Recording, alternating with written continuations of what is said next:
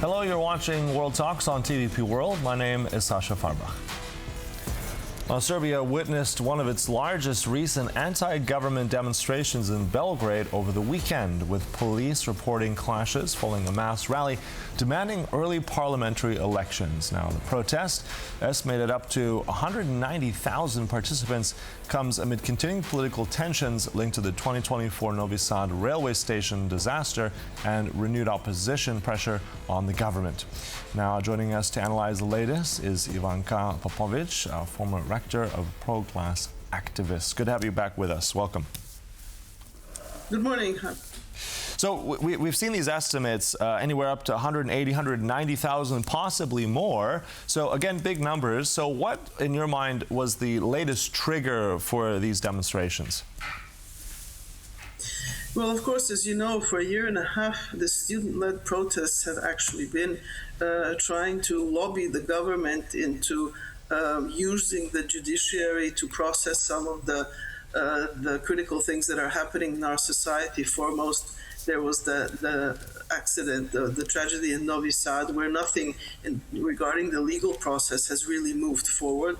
There have been other things happening in the meantime, where obviously the judiciary has not been doing its job. There has been recent, again, obvious evidence of how strongly embedded the mafia or the crime syndicates are embedded in the Serbian government and Serbian society. So these are really called for protests. There hasn't been one in a few months. So it was very important to show to the government that the people of Serbia want change, that snap elections are really called for and necessary, because the situation as it is now is the government is not really presenting the interests of the people. And I also have to say that the incidents that occurred at the end of the very, very peaceful rally, where you had people, coming with children, with pets, it was a very sort of festive atmosphere to express this dissatisfaction. There seemed to be a staged attempt to discredit this event, and that in that respect it was, I think, unsuccessful on the side of the government to do this. But of course the pictures were unpleasant, but you can see if you look at the faces of the protesters and how they're addressed, everyone is very openly communicated. These incidents were actually started by people who were masked, who were behaving in an obviously different way to the protesters. So that's one is suspicious and inclined to think that this was staged in order to show that the students are, as the government likes to say, the enemy of the state. Thankfully, these incidents did not spread into mass incidents. Yes, the pictures seem maybe disturbing, but actually we're talking a very small number of people who were engaged in this. And as I said, I think this was an attempt of the government to neutralize the impact of the event on Saturday. Mm-hmm. And I mean, we've talked about this before, we've covered this in the past, and as you mentioned already, it's been several months since any of these large-scale actual protests took place. So I'm just wondering, do you see this, is this another threshold, watershed moment? Will we see more of these things in Belgrade and other cities? Because we had a lot of this, and this is quite vocal in Serbia and also in Europe. So do you sense that this is now another, let's say, level of having more of these protests in the future? Well, I think it's important to say that both the students and all other opposition organizations are preparing for the elections that must come at some point, and they have been focusing on this aspect. But of course, it's very important to show on sort of at regular time intervals that the protests have not dwindled, that the interest of the citizens in change, in social change, is very strong. And if you think that, behind every person that was physically present at the protest, there will be several that are supporting the protests, and even though not being there, we're talking about a very large percentage of the Serbian population being dissatisfied with the current government and wanting change. The fact that the government is not responding in any way to these requests shows how actually non-existent the democratic institutions are in Serbia, and this is one of the reasons why change is so necessary, to make sure that the democracy functions, that you can have sort of normal functioning of independent institutions and rule of law. And I fear also that the police has been manipulated to serve the purposes of the government. So these are all, bad messages, confirming the opinion of many citizens that necessary change must come. And yes, I think as we go into the summer months, that there will be more protests, because the government with its actions is actually provoking the response of citizens to want to show their disagreement with the policies of our government. Mm-hmm. And I remember some months back, it was an outlet that ran this, I think it was Euronews, that said very much that Vučić was ready to engage protesters. He was ready to talk to these leaders. Where are we with that now? As you said already, there was more violence in terms of clamping down all this. Is the government anyway more ready to engage with this very public display of protest?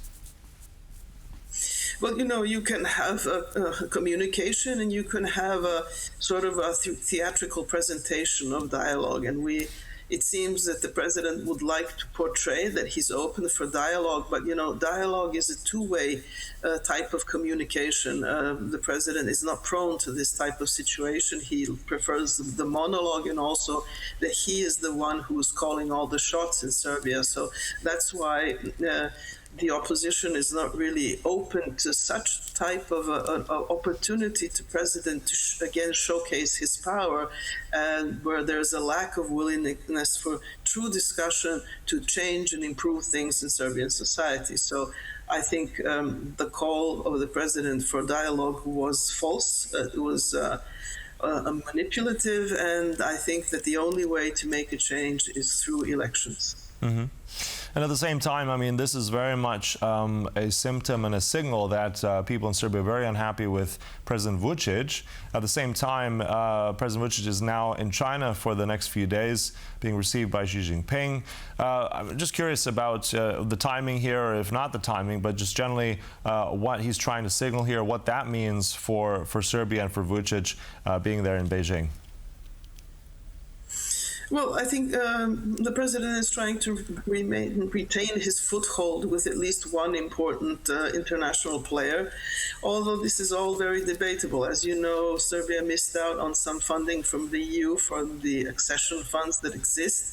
Also, I think the relations with Russia are becoming strained because Serbia is supporting Ukraine by producing munitions for the Ukrainian army, and China is sort of the last place that could provide some support for the president. But this is also due to the fact that China is heavily investing in Serbia, and these loans that are coming to Serbia are loans where no questions are asked in terms of anything that's going on in Serbian society, and therefore quite favorable for the president, who doesn't have to account for anything. But if we look, this amount of Chinese investment in Serbia is also a tremendous burden on the country, because these loans need to be paid back. They are not under very favorable conditions. So I think that President Vučić is trying to strengthen his own position, to save his own skin at the expense of the Serbian people. Mm-hmm.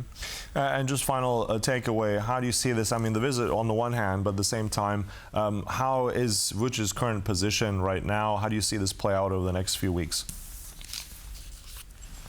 Well, of course, these are changes that will take time to happen, because, as you know, the president is firmly in control of everything, every aspect of Serbian life. And if there is any dissent, there is violence as a response to this. So until there are elections, and no matter how rigged they are, the result will then show if there is a majority for the opposition, and then we'll proceed from there. But the elections are the starting point for any change, because I have to emphasize again, as I have before, that the student-led civic protest is wanting to make change through legal means. No one is trying to have any kind of an overthrow of the government, but to use all of the means available through the Constitution and our laws to have a peaceful transition to a new government that will be more responsive to the needs of the people.